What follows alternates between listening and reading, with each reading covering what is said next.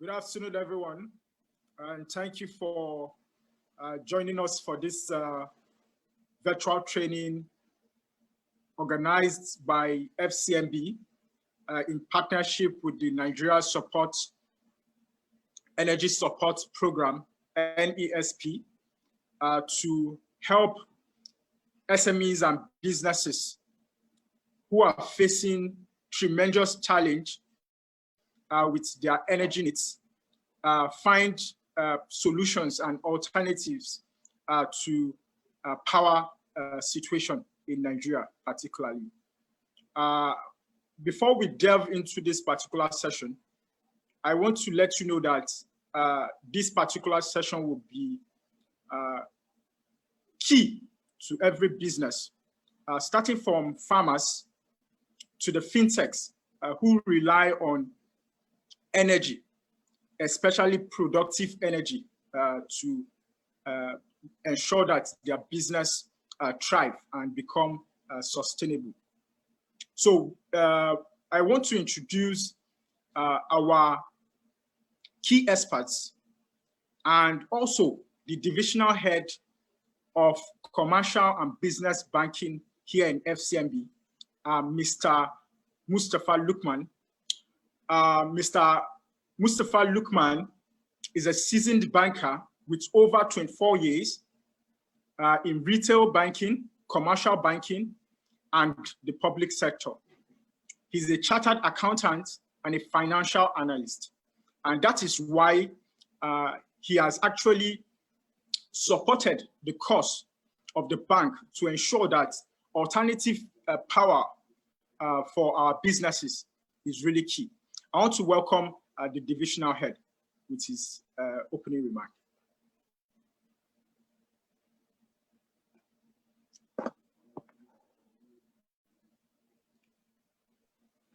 Oh, thank you very much, Andy. Good afternoon, our dear audience. Good afternoon, speakers.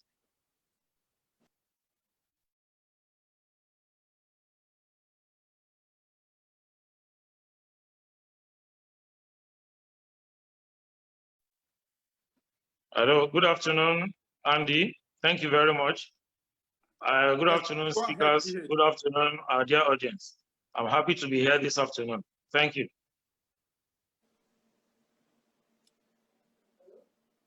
Go ahead with your remarks, sir.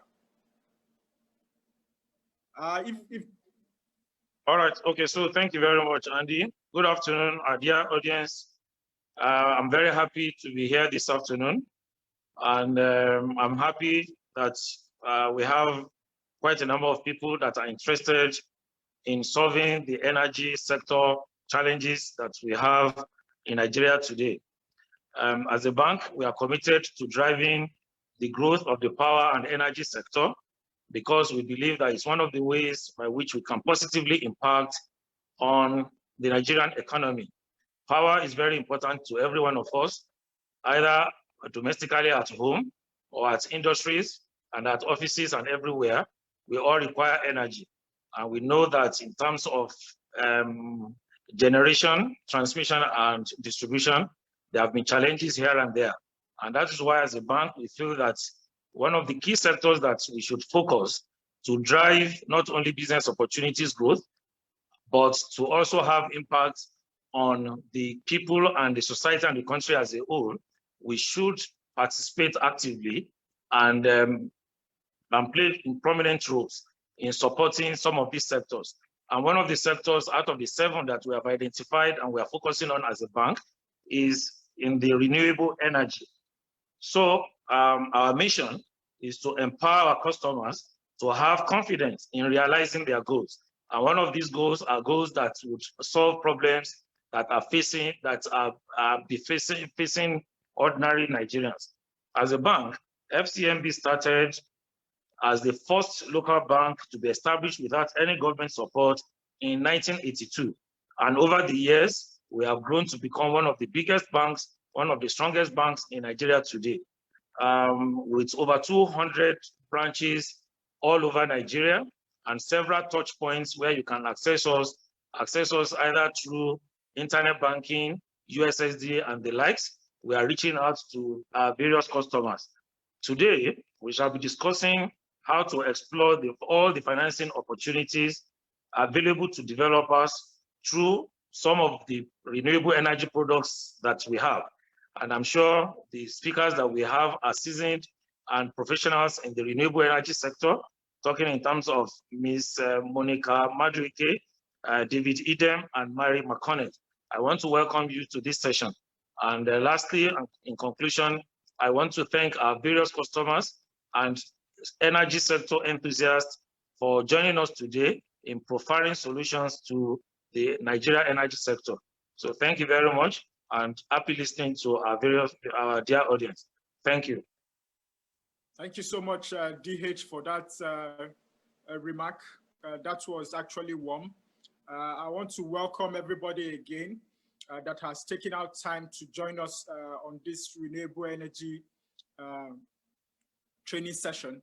I will assure you that by the end of this training, you'll be able to explore the opportunities that are inherent in the renewable energy space. This is a green space for every business to partake. Either you want to achieve your energy needs, or probably you want to start a new business, especially in the renewable energy space. I have with us key experts in the renewable energy field.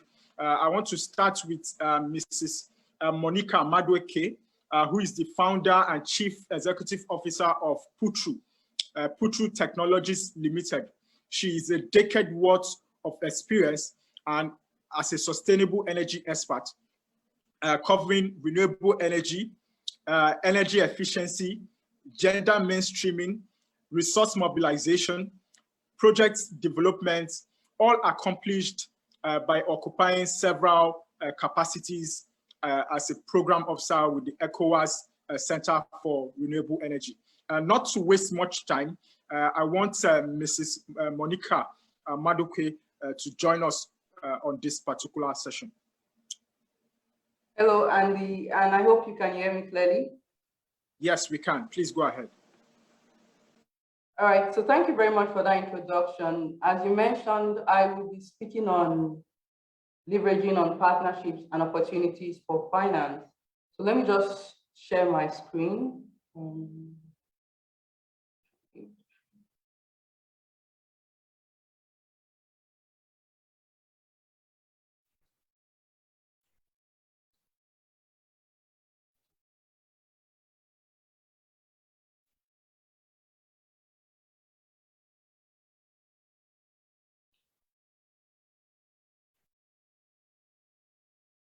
Could you kindly confirm that everything, you can see my screen now?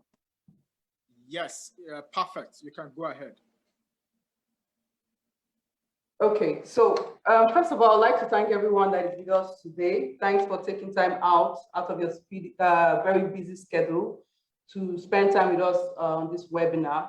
I would also like to start by congratulating FCMB for this very important initiative to address some of the barriers that are hindering people from adopting renewable energy technologies. Now, for my presentation, I would like to leave you with two key messages, which is one, switching to clean energy is good for your business. It makes business sense. And number two, Putru with its partners such as FCMB and other financiers we work with, we do have products and services that can help you realize your clean energy investment.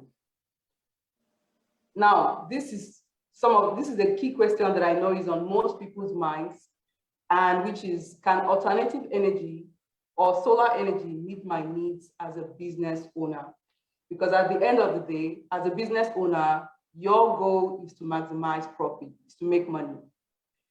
Now, some of you may be familiar with this statement that was launched through a press release by The Sun. That was in March, beginning of this year, noting that man had spent over 80 billion naira on alternative energy sources. Now, this press release was talking about the high price of fuel.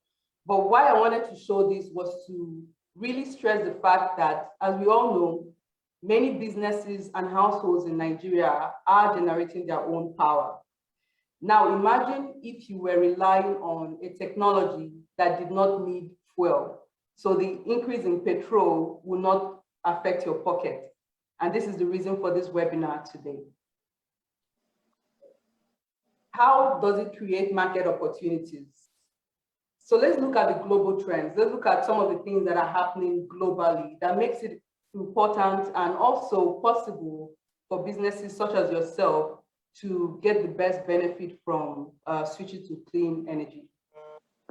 Now, let us assume that you are a business owner and you're not interested in owning solar panels. You don't want to own the assets, but you want to have access to stable electricity supply for your business. Now, this structure, known as energy as a service or clean energy as a service, allows you to enjoy electricity, constant electricity from renewable energy, maybe mini grids, without you owning the solar panel on your rooftop. And the good news is that we already see this happening in Nigeria, for example, through RIA's Energizing Economy Initiative, where the goal is to electrify using off-grid technologies, markets, and other commercial sectors through mini grids. And the good thing about this framework is that you do not just have electricity, you have businesses providing energy advice, also giving you access to efficient technologies to make sure that you use the best of your clean energy sources. And another thing I would like to mention is that through energy as a service or clean energy as a service, because the contracts are usually short, if your clean energy operator is not giving you good quality service, now depending on what is in that contract, you can easily switch to another operator if the market has good competition, of course. My other slide looks at businesses that are into producing electricity or are prosumers. Now, I won't want to spend a lot of time here because it's quite clear that because of the challenges in Nigeria's electricity sector, the opportunities are also huge. As a prosumer, you are producing electricity to consume for your business, and you're also selling electricity to people. So either which way, you're making money. Now, SMEs that are into manufacturing, this is where we like to put a lot of emphasis on, because our goal is to see Nigeria's electricity sector being sustainable. So if we're going to be promoting clean energy, we want to see our manufacturing industries being able to meet that demand. And we see situations whereby top global economies, for example, Australia or US, they're already strategically positioning their manufacturing industry to be globally competitive in the coming years as many countries begin to promote clean energy technologies. And the gap is quite huge in Nigeria because in our manufacturing sectors, we have only 3 subsectors accounting for only about 70% and more of manufacturing output. And these sectors are not the electrical subsectors in the manufacturing sectors. They are actually cement, food, or footwear. Now, the other side of my slide, I've listed out the top key market opportunities for the manufacturing sector. The good thing about what is happening in Nigeria is that we have a very conducive, enabling environment. If you compare Nigeria to many countries in West Africa, Nigeria is kind of advanced when you look at the regulations that make it easy for consumers, producers of clean energy, or even manufacturers of clean energy to participate in the market. Now let's go to some of the very key things that I think most people here want to know about is how do we finance this? How do we get the money to make our initiatives possible? I would like to start with a statement from a very important person in Africa, which is the president of Afrexim Bank, where he said that the biggest problem we have in Africa is making financing available to businesses to do business. It's for reasons like this that we founded Put Through, and our mission is to use technology and other strategies we have available to make sure that African energy businesses, those are businesses that are in the energy sector, are able to connect with financiers and to close investment deals. Our goal is that in the next years to come, Africa's energy market is able to meet its current and future energy demands in a manner that supports sustainable development. And while Put-Through may be looking at Africa as a whole, we are actually a very, very Nigerian company. We were registered in 2017. And last year, 29 October, we launched our digital platform that makes it possible for you to connect with partners and also financiers to realize your energy investment initiative. Put-Through aims to raise $5.5 billion over a 5-year period. And even though this is just a very small drop in terms of what Africa needs to close the energy gap, we're optimistic that we'll be moving the needle just by raising this amount of funds for energy businesses. And the framework of Put-Through takes into consideration, as I mentioned, technology, what is happening in the technology space, but also we are very keen to make sure that companies speak the same language with their financiers. What does this mean? This means that you as a company looking to raise funds, you're matched with a financier that understands your business model. I'm sure many times businesses have talked about how they're finding it difficult to raise funds, even though they're always hearing, from financiers that funds exist, capital is out there, but they're not able to raise it. That's because you're not talking to the financier that understands your business and where you want to go to. Who are our customers? So first of all, many of those of you on this call are our customers because you are businesses that want to invest in the energy sector. The other customers are catalysts. Catalysts are our financiers. These are people that give debt or equity financing to your business. And on the other side, we have surveyors. Surveyors are the partners that will help you achieve your investment initiatives. These are foreign companies, companies from other countries outside Africa, or countries in Africa that are looking at entering into the Nigerian market. Our platform makes it possible for different parties to connect. Now, you're probably asking yourself, how do we even finance energy projects? Well, the first way we do this is by signing partnerships with anchor financiers. These are big banks. So for example, last year, November, we signed a partnership deal with the ECOWAS Bank for Investment and Development in agreement that they will finance projects on our platform that meets their requirements. Put-Through is also partnering with the West African Development Bank, which is the bank that covers the Francophone West African economies. And we're also partnering with the Development Bank for Eastern and Southern Africa. For these banks, the interest is very large deals. So they're looking at something from a minimum of $25 million. But we also work with commercial banks that are interested in supporting smaller transactions. And I've listed here the different stages by which we bring DFIs, these are development finance institutions, commercial banks, and foreign and domestic investors to operate on a transaction. So whether you're looking at something below $25 million, we do have solutions for you as well. However, the people that are looking for a minimum of $25 million are our key clients. So we call them premium clients. And usually what we do is when they give us, they ask us to raise funds for them, we do a preliminary assessment of what they are offering, the investment opportunity. And if we consider them to be ready for financing, we immediately connect them with financiers. If, on the other hand, we don't think the transaction is ready for financing, we work with top-notch management consultants to improve that transaction before it's taken to the platform to raise funds. And we have a soft spot for state-owned companies, meaning that we don't charge them anything until we've secured financing for them. As I mentioned, Put-Through has different clients. So whether you are above $25 million or below it, we provide certain tools and resources to help you meet your energy or fundraising needs for your energy initiative. Our goal in Put-Through is to, over time, build financially sound African energy companies that are able to mobilize funding to expand their business operations. So for example, we have a free readiness financing template.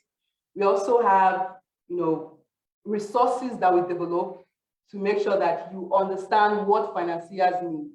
And with FCMB last month, we launched this special report, which is free on our website, and other services we provide to make sure that you're able to meet your business needs. Now, in conclusion, I hope that I've been able to answer the question that indeed, if you're a business owner, there are opportunities out there that makes it possible for you to switch to clean energy.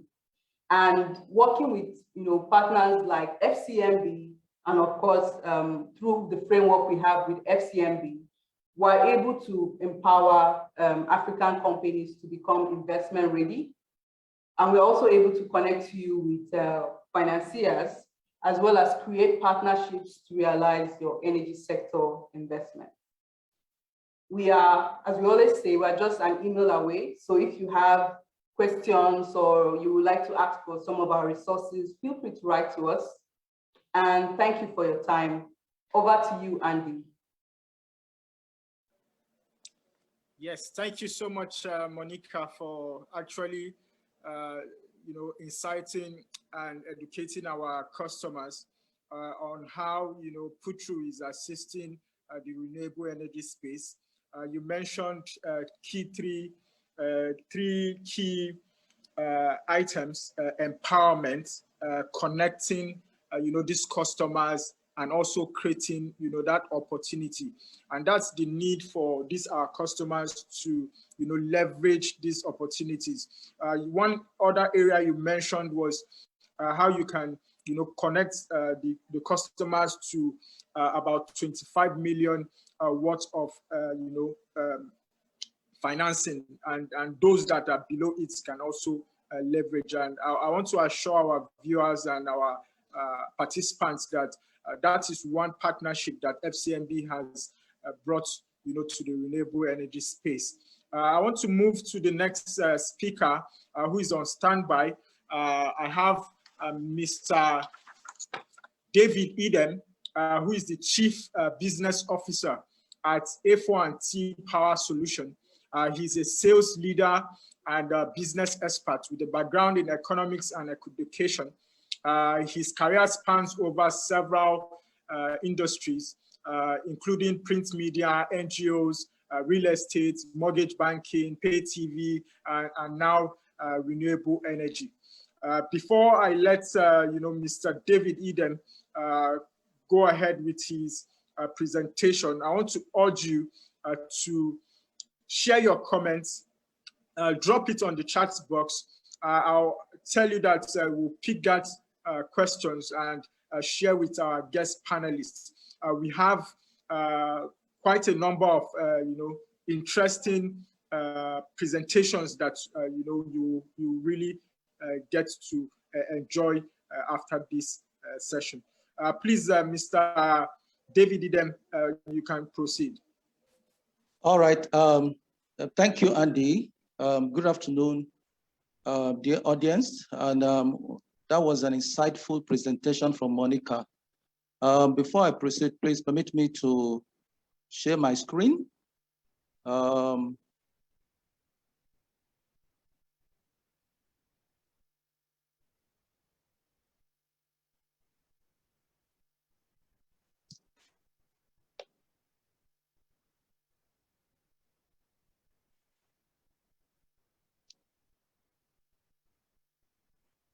Okay, can you see my screen? Yes, just push it to full screen mode, and I think you are good to go. Okay.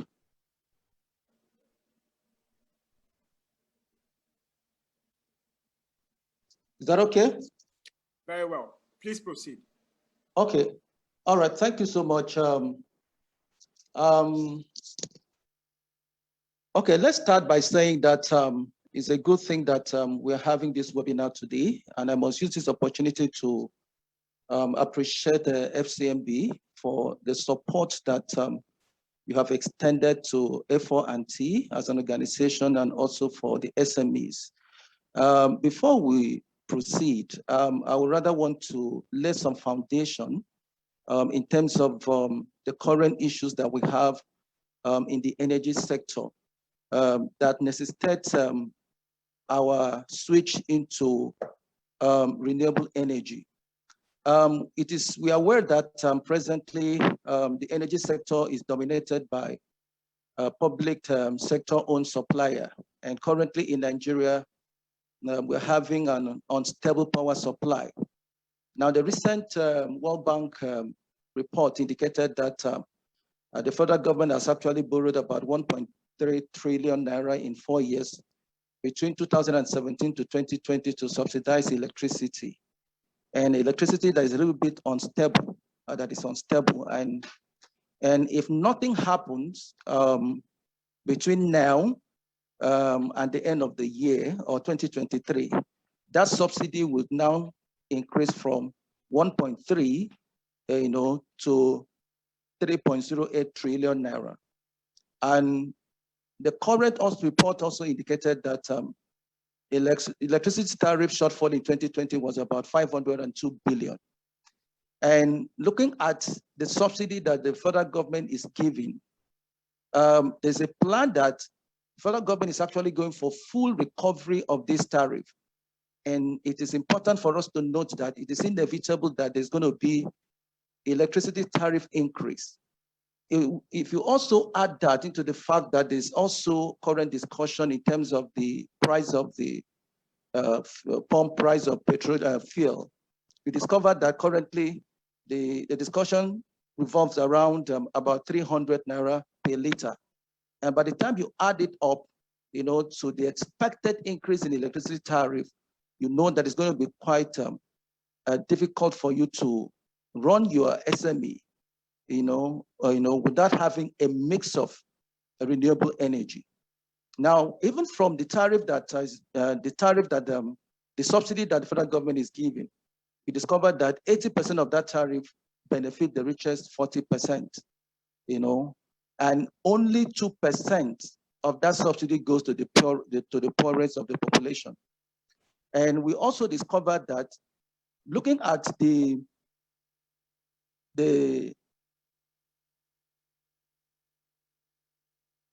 opportunity that we have in the renewable energy sector and the money that we have spent, over 14 billion have been spent by businesses in generating their own electricity or their own power. And that translates to about 5 trillion. And so when you look at it, that in terms of the money you are spending, that translates into we are spending about $0.40 on 1 kilowatt hour. And if you look at it, it translates to about 200 naira that we are spending per, kilowatt hour. And by the time there is an increase, it therefore means that this is going to go up. So it is important that we note this so that we start preparing our mind to switch to renewable energy, or we have a mix of it to drive down the cost of production. Now, in the industry, as it were, you should also know that if we are able to develop the off-grid alternative to complement the national grid that we have, it has the potential of creating about $9.2 billion, income per year. And that translates to about 3.2 trillion. So you begin to think now that how can you benefit, in having access to this revenue that the industry has. So let's look at it, because I need to come down to those who may not have knowledge of what the clean energy is all about. So what we are promoting here is to ensure that either we have a mix of clean energy with the national grid, or we completely switch to renewable energy. So when we talk about clean energy, we're looking at energy from renewable sources that produces no emission. It is also important for us to note that with the current setup that we have, climate change is an issue where we are experiencing a lot of acid rain. Our climate is unpredictable because of pollution coming from emission of these poisonous gases into the environment. So when you switch to clean energy, you are also contributing to the clean environment. And then we also look at what are the current issues too. Assuming, you are ready to transit into green energy or renewable energy. What are the reasons behind this webinar that we have?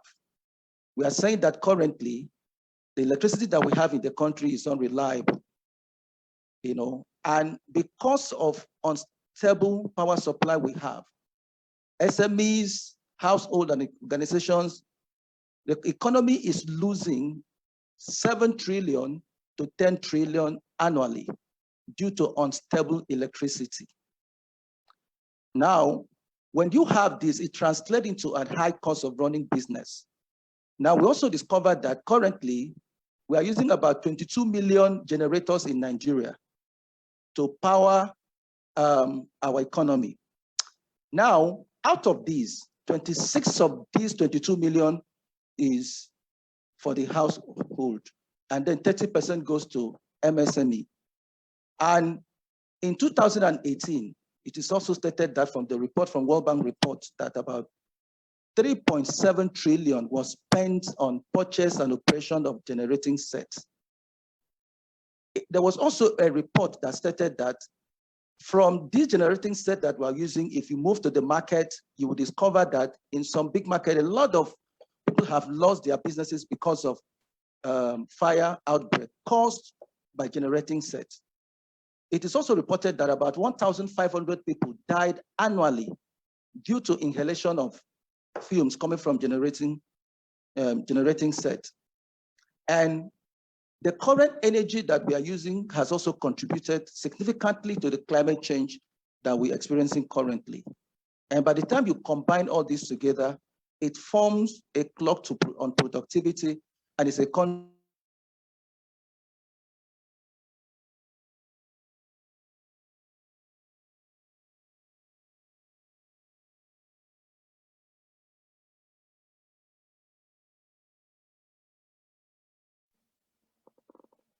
Mr. Idem, can you hear me?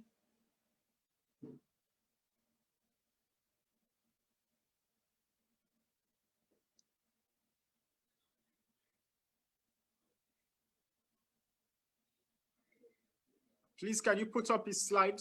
I think we lost him for a minute or some seconds.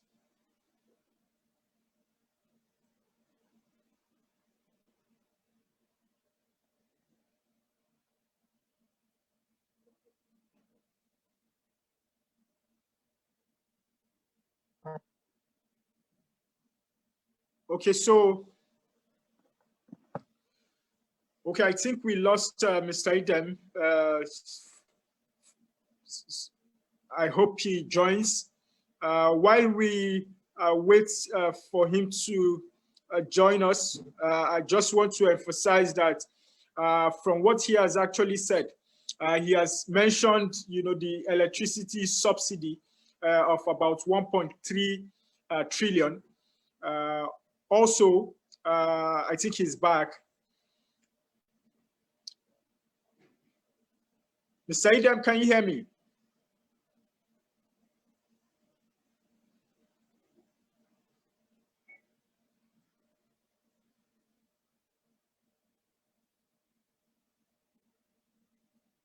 Can you hear me now, Andy? Okay, go ahead. Welcome back. Yes. Sorry about that. It's the same issue that we're talking about here. We're actually on the national grid, and then we just had, the understand. So that's why it is important that we have a mix. So we have to quickly switch over to our solar solution and all that. Okay, so like I said, yes, like I said, it is important for us to note this, that that these are some of the data that we have. These are some of the costs that we encountered, if we are running, depending on the existing, energy solution in the country. It is important for us to note this, because even though when we are running with a generator, you are contributing to the climate issue that we have, and apart from that too, there's also cost that is attached to unreliable and unstable electricity. The time that you're supposed to run on your production line, you will not be able to do that. And also note that you're also in the market space, you are competing with people that have access to stable energy. And so when you are having this kind of high cost due to unreliable power supply, other countries, they have access to full, stable electricity. And their cost of production is expected to be lower than you. And so it is important for us to begin to think along this direction where we can have an alternative source to the current system that we have. Now, so it is important for us to also note that presently, because of the developments in the sector, a lot of funding are coming in renewable energy space. And currently, most of manufacturers or suppliers has decided to, with what we call the pay-go system, to install the pay-go system in most of the solution that you have. And so you can buy it and begin to pay instrumentally. You don't need to, because a lot of people are complaining of high cost, initial outlay and all that. But in terms of the solar home solution, the solar home system refers to some of the systems that you can use to power your basic appliances that has to do with your bulb, your television, your decoder, also access to fan. And so solar home system takes care of that part. Now, if you need transcend that, you could actually look at the rooftop, the one that can put the panel, about 2, 3, 4, 5 panel, on your rooftop. And then there's also an arrangement, a pay-go arrangement, that is in place. So we're encouraging people, SMEs, and people to look at clean energy opportunity, how they can optimize their energy need by moving or changing to clean energy. Because what it does is that it's going to give us a safer and clean environment. You're going to have an improved productivity. It's also a proactive solution to expected increase in petroleum tariff, fuel price, and also electricity tariff. It is also, a huge business opportunity in this space. Currently, there's a program by REA and World Bank that is ongoing, where the federal government, is trying to provide about 5 million solar home system, to Nigerians. So there's opportunity in that space. If you want to come in, as a business to run a business in this space, we are ready to assist.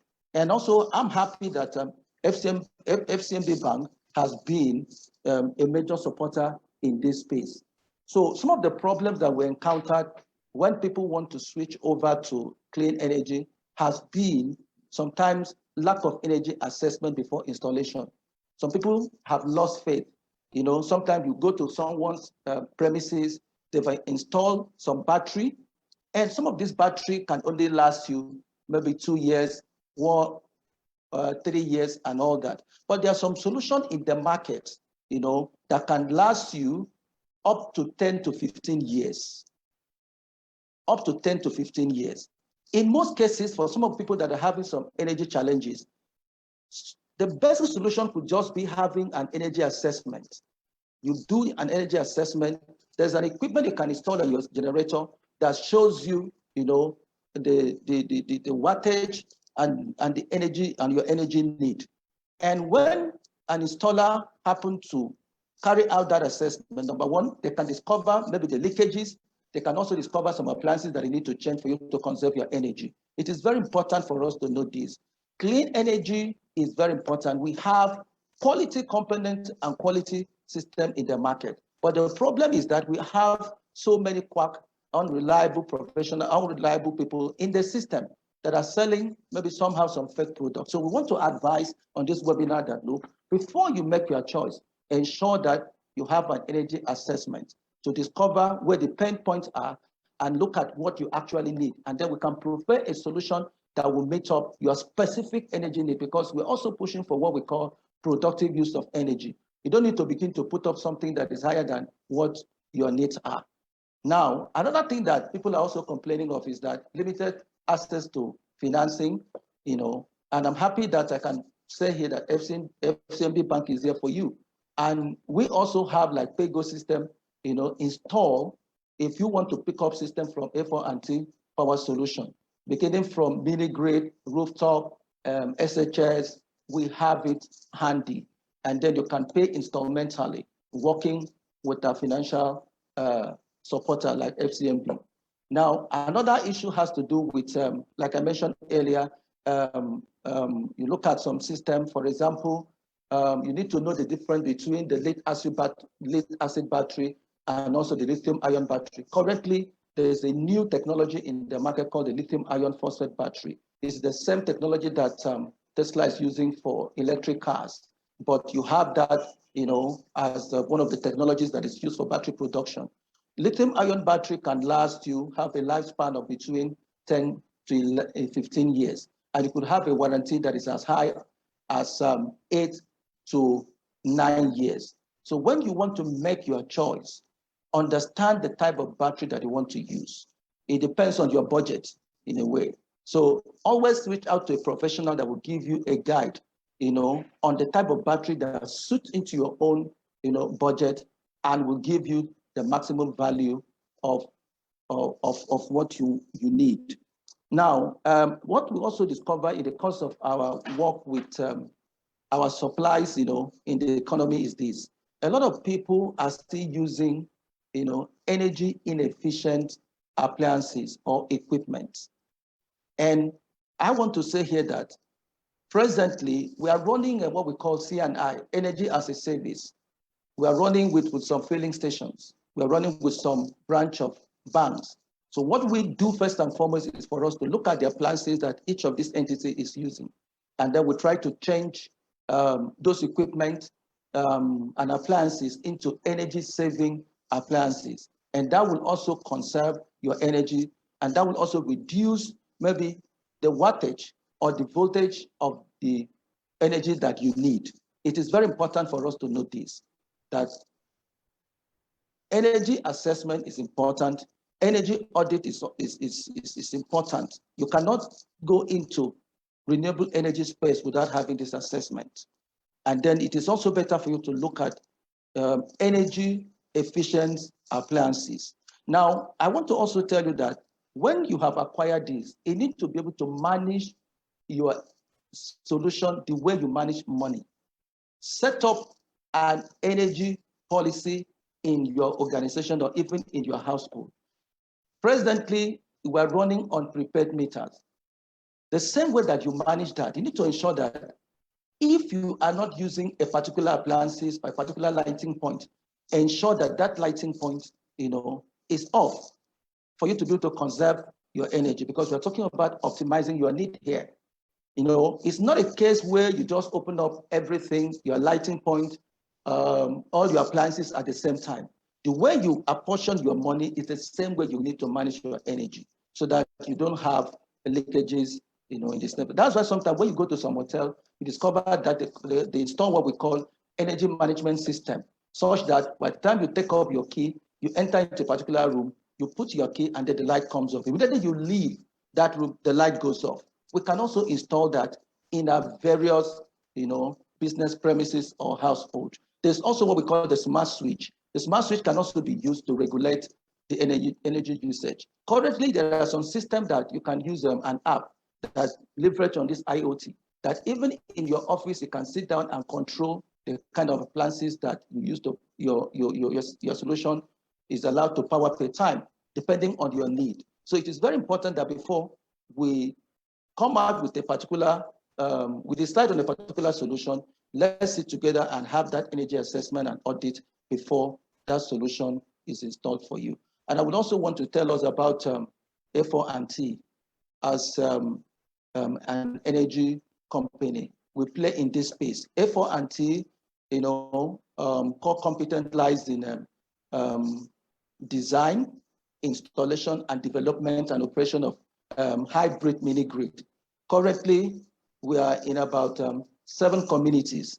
Our target is to ensure that we move into about 40 communities. The fund is there. So if there's anyone here that needs mini grid in your area, reach out to A4&T. We can deliver that solution to you. The fund is there, provided by World Bank. What we need to do, the criteria is that The location must be like 10 kilometers away from the national grid. So we need to know this. We also have different types of solar home solution ranging from 10 watts, 30 watts, 60 watts, 100 watts, 533 watts, with different converters, with different solutions that can meet your need. And it comes with a pay-go system that you can pay installmentally. And anything that has to do with solar, we are ready to provide for you. We're also involved, like I said earlier, in C&I, energy as a service. We also do training and human capacity development. FO&T, in collaboration with Poda Green Consulting, has certification from GIZ and EU, coupled with Current, that we can further train, because like I said earlier, there's a timeline that between now and 2023, we're supposed to generate about 10,000 mini-grid in Nigeria. 10,000 mini-grid in Nigeria. So per each of these mini-grid location, you're going to need about, let's say, minimum of at least 4 people working in that space. So you need a technician, you need an engineer in that space, you need a business development person, someone that will be able to collect that money, from customers. And so by the time you multiply this so you are looking at about 40,000, human capital in this space. And we are ready to train people, onboard you, mentor you, take you to site, and also employ you. And we can also outsource you, if you come under our training, to our friends in the industry. And by this way, we are able to develop the renewable energy sector in the country. And so I want to say thank you once again to FCMB for this opportunity. If you have any question, please feel free to ask. We are ready to answer. Thank you. Over to you, Andy. Wow, that's quite insightful and enlightening for some of our customers that would like, to get on board, the energy efficiency bandwagon. It's good, as you said, for customers to install, the energy management system, where the lighting and other energy needs that are actually not in use, reduce the costs and energy use for their businesses. That will actually help, save them leakages and make, these businesses that are actually having overhead, continue to grow sustainably. Mr. David mentioned GIZ. I want to let you know that, we have a key consultant who will be presenting next, Marie McConnett. She's representing the Nigerian Energy Support Program, GIZ. Marie is a senior manager at Catalia, a consulting firm built around innovative thinking on the organization. She leads the team of consultants saddled with the implementation of the access to finance for renewable energy and energy efficiency in building and industrial sectors of Nigeria under the Nigerian Energy Support Program, NESP of GIZ. Just as what we have heard earlier, I want to welcome Marie McConnett, who is our guest speaker here, to speak on the technical assistance for viable businesses. We want our customers to grow, and we want them to leverage on this particular assistance provided by GIZ and the Energy Support Program. Please go ahead, Marie. Thank you very much, Andy, and thank you everybody for being here today. Let me just quickly share my screen. Okay.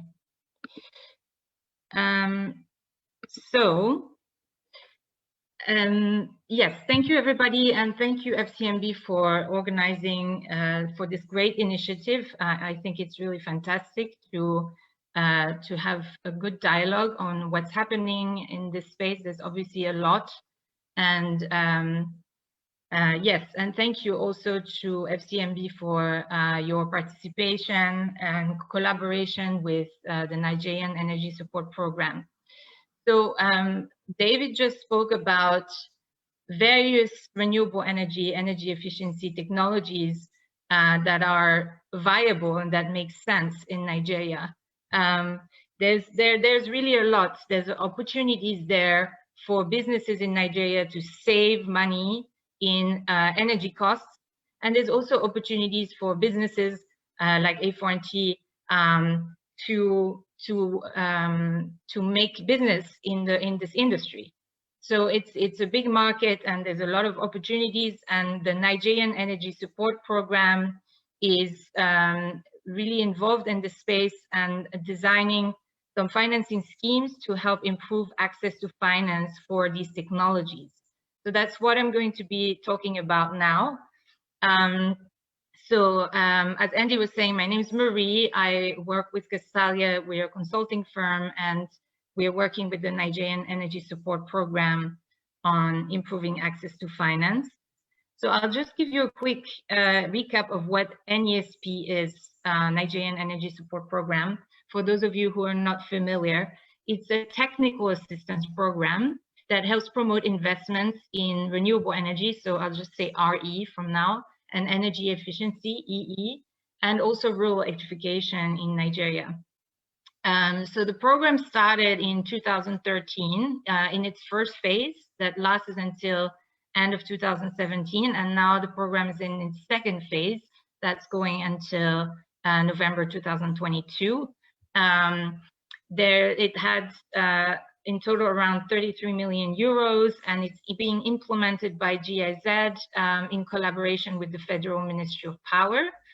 And the approach is to provide advisory services to the Nigerian government in regards to energy policy and management, with an overall objective to improve the reliability and access to electricity, and to reduce greenhouse gas emissions, so more environmentally friendly, and thereby to contribute to economic and social development in Nigeria. So this slide here gives a sort of an overview of the many achievements that were made during the NESP I phase.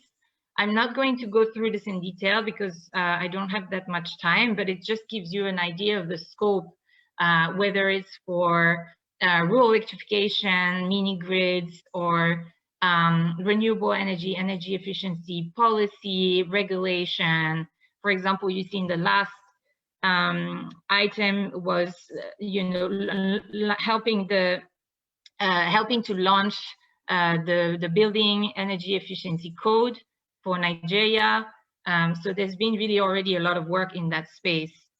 And as I said, NESP is partnering with the Federal Ministry of Power, but there's also many other partners, including Federal Ministry of Environment, Federal Ministry of Industry, Trade and Investment, Federal Ministry of Works and Housing, yes, the Manufacturers Association of Nigeria, and so on. So there's quite a lot there. And NESP II, the second phase of NESP, has 3 components. So there's one for electrification planning, one for sustainable energy access, and another one for enabling environment for RE and EE. And this is the component that Castalia is working with, and the one that I'm going to kind of zoom in a bit for the remainder of this presentation, sorry. So our objective for this work under this component of NESP is to support key government agencies and local financial institutions such as FCMB, and also private sector stakeholders to develop financing mechanisms and de-risking mechanisms for RE and EE interventions in buildings and industrial sectors. And in addition to that, we're also providing training to RE and EE developers and local financial institutions and also government stakeholders on RE and EE technologies and finance, and also on how to implement those financing schemes. So the intended outcome is, again, to increase investments in viable energy efficiency and renewable energy projects and technologies, and to then, and through this, to improve access to reliable and affordable electricity while reducing greenhouse gas emissions. So what we've done so far has been to develop the concept for financing schemes. And you see the slide shows our activities that we've completed, and in the second part of the slide, the activities we're now just starting. So we've already had the development phase for the schemes, which went from 2019 to 2020, end of 2020. And in that phase, we really looked at what are the financing schemes available in Nigeria, and what other renewable energy and energy efficiency financing schemes are have been implemented worldwide, to really understand what can we learn from that, and how and take the lessons from that in design of our schemes. We've also identified who are the key climate finance stakeholders, relevant stakeholders for Nigeria and in Nigeria. We also really analyzed the different technologies for RE and EE that are most relevant for Nigeria. We analyzed their viability, and we then selected niches that the financing schemes will focus on. So that means what specific packages of technologies and for specific end users should the financing schemes focus on. So we worked with a lot of stakeholders in Nigeria to validate all of this work. And we then designed 3 specific financing schemes that I'm going to talk about, and then provided also some training to local financial institutions and RE and E companies and government stakeholders. Now, in the current phase of our work, we're working on the implementation. So now that we've designed the concept, we're going to prepare financing strategy and help raise finance for the schemes. We're developing operating tools for the schemes, and then we'll provide further training to stakeholders to really implement the schemes. So what are these financing schemes? Well, we have two schemes that are really targeting renewable energy systems and energy efficient technologies and appliances, and one that's focusing more on building envelope, so like energy efficient buildings. So the first one is a scheme to provide energy efficient, to finance energy efficient retrofits and renewable energy systems in packages. And it's targeting residential customers across different income segments. And the idea is to have predefined packages of technologies that customer can pick, and these technologies and services will be provided through via a delivery model that is called the ESCO model, Energy Service Company model. I'll touch on that in more detail in a little bit. The second scheme is for the commercial and industrial sector, and specifically for the subsectors shown on the slide. So hotels, shopping malls, hypermarkets, universities, and then food processing, pharmaceutical industries, and the steel, scrap metal, and cement industry. And for these, for the scheme, where the design is to use a delivery model that's based on a hybrid ESCO model. So I'll explain that also in a second. And then the last one is a scheme that's targeting low-income households and purchases of low-cost houses, and also real estate developers who are developing low-cost houses. And so, as I said, it's for an EE building envelope, so to develop an energy efficient, low cost house. And the idea is to develop a sort of a prototype and model for EE low cost house that any developer will be able to implement. And in parallel, of course, there's going to be a financing scheme for these specific houses that will be accessible to the buyers and also potentially to the real estate developers in order to build the homes. Now, for all of these schemes, we will be using a combination of 3 instruments. First, risk mitigation instruments. It's really about providing access to financing for people. So enabling access to finance with risk mitigation instruments, making it less risky for banks to lend money to people and businesses for these technologies.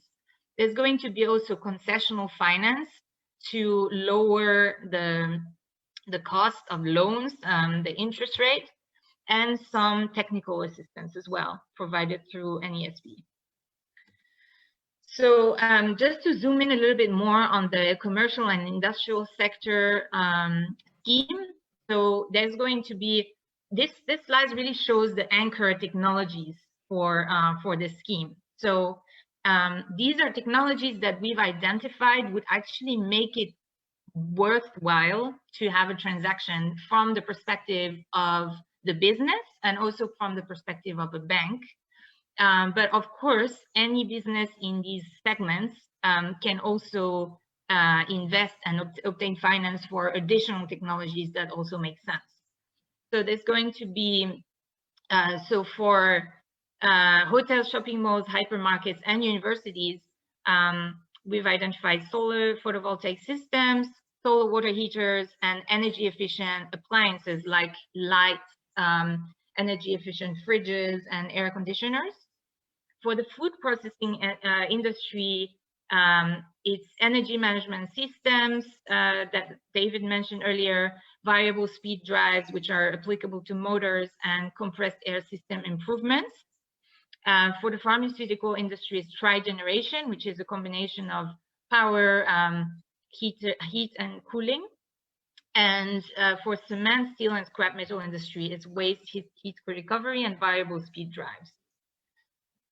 So now let's look a little bit more into what these models are. What are these ESCO and hybrid ESCO models? So traditionally, in Nigeria, most renewable energy and energy efficient technologies were procured via what we call a turnkey EPC model, which is if you have a business and you want to install, say, a solar PV panel on your rooftop, you would call a company that sells these systems and ask them to come and install the equipment on your rooftop. Then you provide them a fixed fee payment for this service. If needed, maybe you can pay them under an O&M service contract for operating and maintaining the system, but your business remains responsible for covering the financing of the equipment. You're paying the equipment up front, you own the equipment, and therefore you are the one who bear the risk of this equipment performance. Under the ESCO model, well, the RE&E company is the one who is going to be covering the upfront payment. That company covers the financing and owns the equipment. They will install the system on your rooftop, but they will then bear the risk of that equipment performance because their remuneration will be based on the performance of the equipment. So how much energy is generating, or how much, if there's energy efficiency involved, how much energy is saving, cost it can save. Now, under the hybrid ESCO model, it's a bit of a combination of the two. And this is what we're using for the commercial and industrial scheme. So the customer the company who wants to have the system installed is the one that's going to purchase the equipment, but the RE&E company that installs and maintains the equipment has a payment that's based on the performance of the equipment. So in that sense, the performance risk of the equipment is shared between your business and the RE&E company. So that's the difference between the different models. Now let's look at what it looks like concretely for a business to have to procure equipment under this scheme. So say you own you're an SME with a hotel. Say you're a hotel, and in this case of the financing scheme, the RE&E company is partnering with a local bank through they have a previous arrangement where they really show how much experience they have, and the local bank and the RE&E company work together. The RE&E company comes to your hotel, they provide an audit and a quote, and then if you are satisfied with the energy savings that it can bring you and the cost savings, then you would apply for a loan. And because the local bank knows that this quote comes from the RE&E company, it can process the loan much faster and provide you the loan for the equipment. Once you have the loan, you can pay for the equipment. And the company, the RE&E company purchases, they procure the equipment for you, they install it. Once it's installed, the equipment starts create energy savings and cost savings for you. And through those savings, you can then pay the RE&E company for their services. And also you can repay the loan to the bank. So that's how it works. All right, so I'm just going to finish quickly by recapping on the support that NESP is providing to MSMEs under this component. So first of all, for RE&E companies in Nigeria, we're providing quite a lot of technical assistance and training. There was already training completed in 2020. There will be further training refreshers and deeper dives in the coming months. And there's going to be another training at the end of 2022 for the scheme's implementation, and also some more tools and assistance for implementing projects. Of course, RE&E companies will be able to participate and also access the financing schemes. So that's for RE&E companies. Then for real estate developers, we also offer some technical and financial support, of course, through the low-cost EE housing scheme. And then finally, for MSMEs in the targeted sectors that I mentioned earlier, they will be able to access the financing scheme for commercial and industrial customers. So then that means if you have a business in those segments, you will be able to access loans through that scheme for installing renewable energy and energy efficient equipment in your premises. So that's it for now. Thank you very much. Thank you, Marie, for that very interesting presentation, letting SMEs understand that there's opportunity for them and how GIZ and the Nigerian Energy Support Program is, there for these customers. You mentioned technical assistance, especially for the RE companies, and also how they can participate in some of those technical workshops you'll be having in the coming months. Also, you mentioned how they can access finance.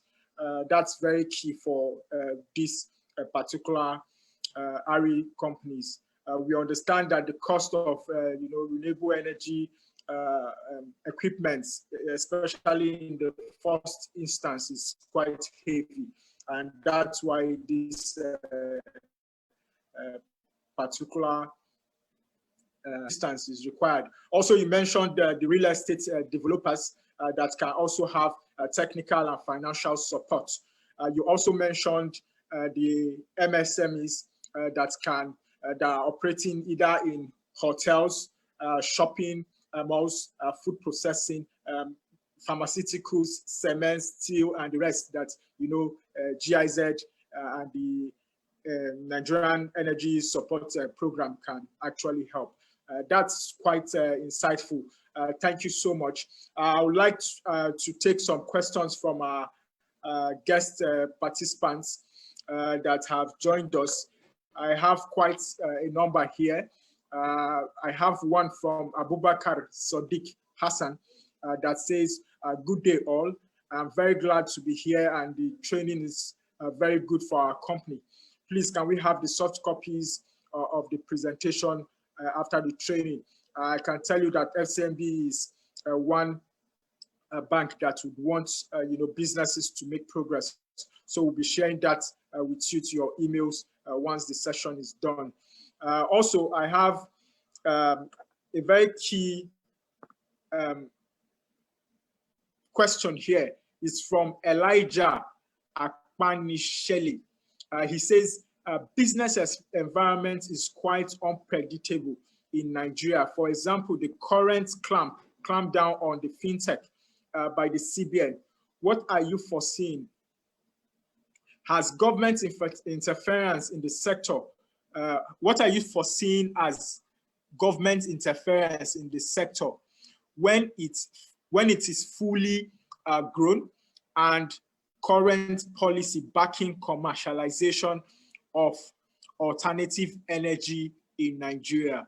I don't know which of our panelists would like to take, this particular government policy. Marie, I think you're familiar with, the government regulations. So I don't know if you can throw light on that particular question. I'm sorry, can you please repeat the question once more? Okay, so the question says, the business environment is quite unpredictable in Nigeria. For example, there's a current clampdown on fintechs by the CBN. What are you foreseeing as government interference in the sector when it is fully grown and current policy that is backing commercialization of alternative energy in Nigeria? Okay, thank you. I agree that it can be a little bit unpredictable. That being said, in my view, the government has made quite a lot of efforts and realizations also that actually renewable energy and energy efficiency are really beneficial for the country. And there's been a lot of efforts in creating regulation and so on for going in that direction. I think that that we can just, my view is that it's going to be continue going further in that direction.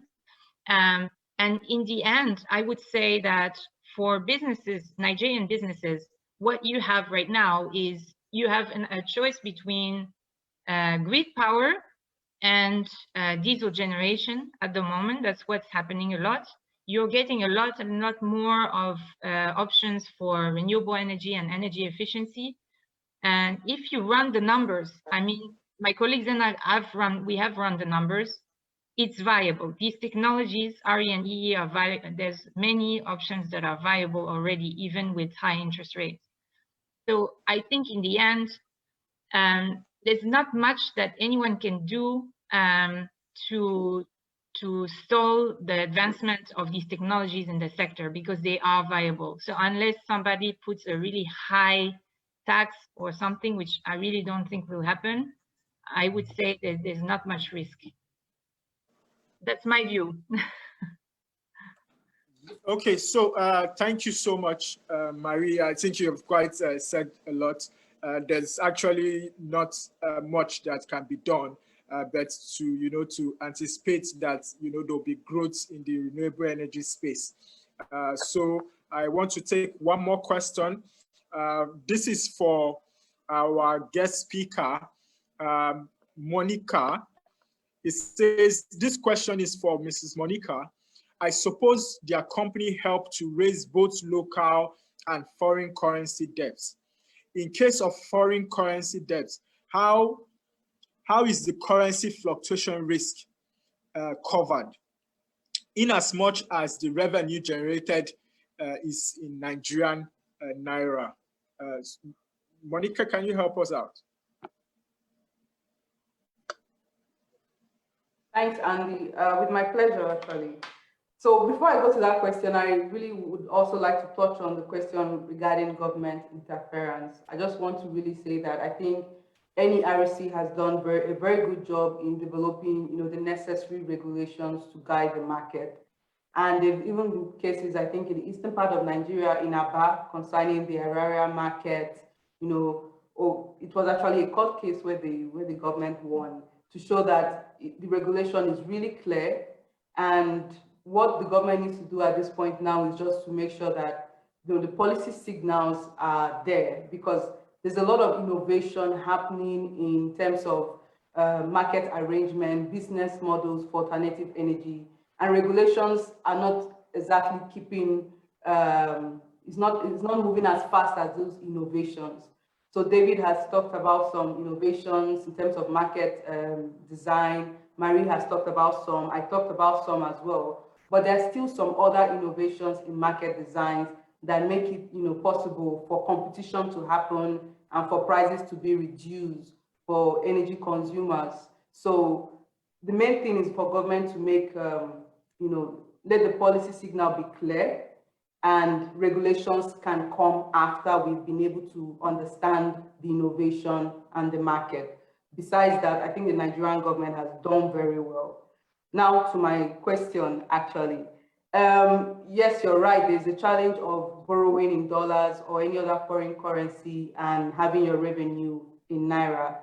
Now, the issue is a systemic one. It's a systemic problem, meaning that your supply chain is actually coming from outside Nigeria. So for example, if you're buying your commodities in maybe from US, Europe, or China, then when we start having a weaker naira, then you start finding it difficult to adjust. So this is where the problem is, the supply chain. Now, it depends on the design of your project. So if your project is designed in a way that as much as possible, your supply chain and the value chain in general is dependent on naira, then you're more protected. So first of all is the design of your transaction. Then the second part is most commercial banks now are only giving out loans in naira. So if your project is sort of an international project in the sense that you will need to have a supply chain from outside Nigeria, then you should look at a situation whereby there's a syndication between banks that are willing to give. Syndication means that you have different financiers coming to participate in your transaction.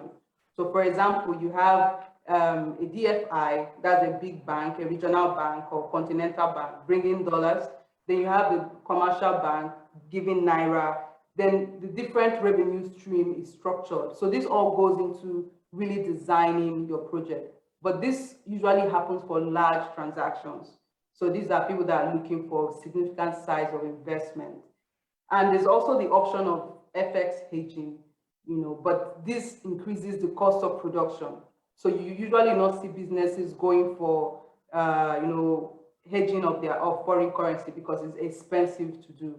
So there are different ways depending on your transaction, depending on the size of your transaction. But I really think that the main thing is the supply chain. As much as possible. That's why we put a lot of emphasis on the manufacturing sector. We need to have our supply chain in Nigeria and Africa to be as much as possible be local. So this is what I have to say on that. Thank you, Andy. Thank you so much, Monica. You have actually done justice to that, question.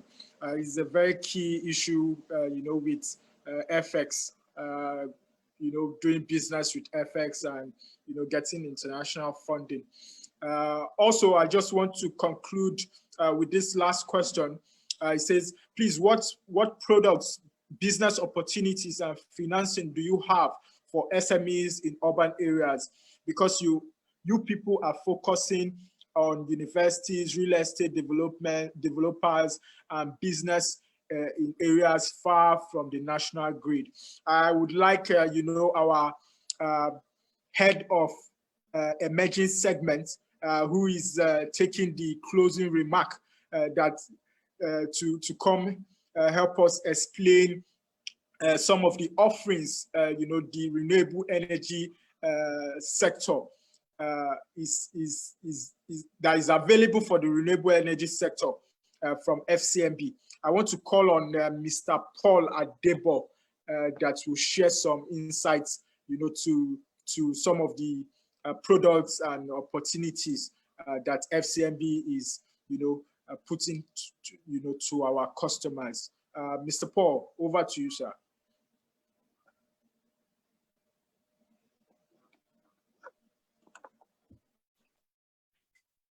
Hi, Andy. Can you hear me? Yes, we can hear you. Go ahead. Okay, fantastic. Thank you, everyone. I would start with the very last question on what products we have around,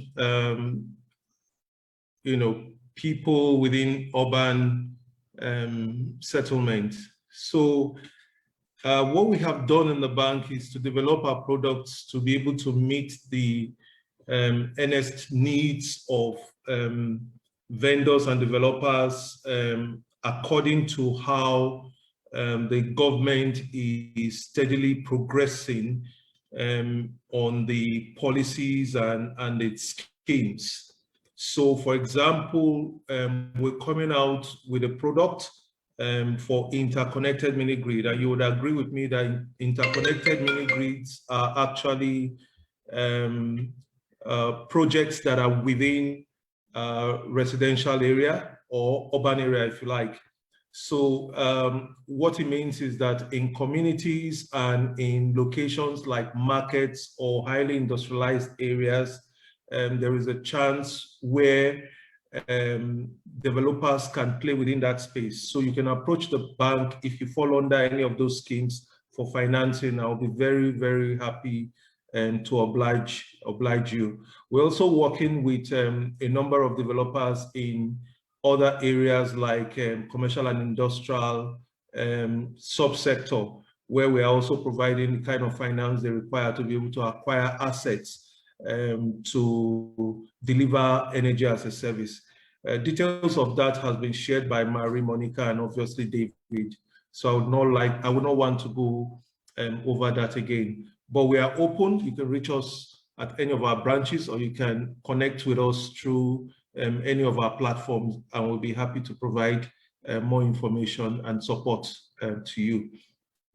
So at this point, I want to thank the panelists. You would agree with me that it has been a very rewarding time listening to the panelists. They have delivered on their respective tasks, and they have shared their skills and experiences in functioning in the industry. Just to also mention, as we wrap up, that FCMB, we believe that we have a role to play in developing the renewable energy sector in Nigeria and in delivering sustainable energy for the country. So it's critical to us. So we have financed projects within the last 18 months of close to about over 4 billion naira, and we have exposures in guarantees of up to about 3.6 billion naira, and we are progressing that very, very rapidly. So at this point, I want to thank the panelists. I'll start with Marie. Thank you.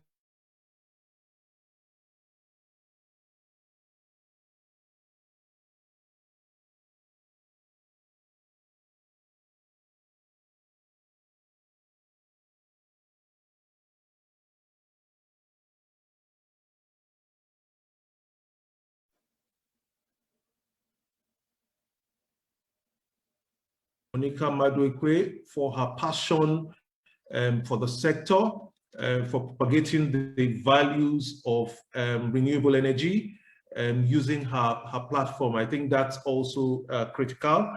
Thank you very much. My understanding is that Put Through has a platform that provides that is actively sourcing for finance for renewable energy sector. So developers who are in need of some kind of structure can also, benefit from the service. And she's in partnership with commercial banks like us anyway. I also want to thank David. David has expressed his heart to us. David is a representative from A4T, and he's shown his passion for the sector around mini-grid, solar home system, and also commercial and industrial.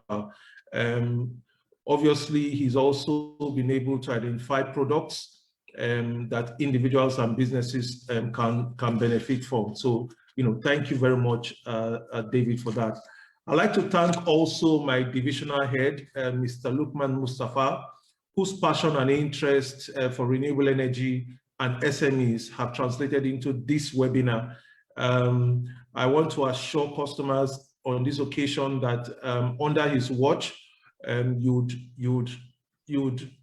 expect more innovative products and services within the renewable energy sector. For example, the interconnected mini grid I just talked about, the isolated mini grid under the World Bank Performance Grant Scheme, and several other products like the solar home system and CNI, all under his watch. So thank you very much, Mr. Lukman. I also want to thank my colleague Andy, who has facilitated this session. It's been a lot of work for you, I know. Thank you very much, Andy, and my colleagues who have worked back end. All your efforts are appreciated. And most of all, I want to thank the participants that have spent their time in investing into listening to the panelists. Thank you very much. You are the reason why this event was successful. We appreciate the time you have spent with us, and we hope to see you again next time we have an event like this, or in our branches to follow up on conversations that we've had on this platform. Thank you, everyone, and have a great week, the rest of the week as it will be. Thank you.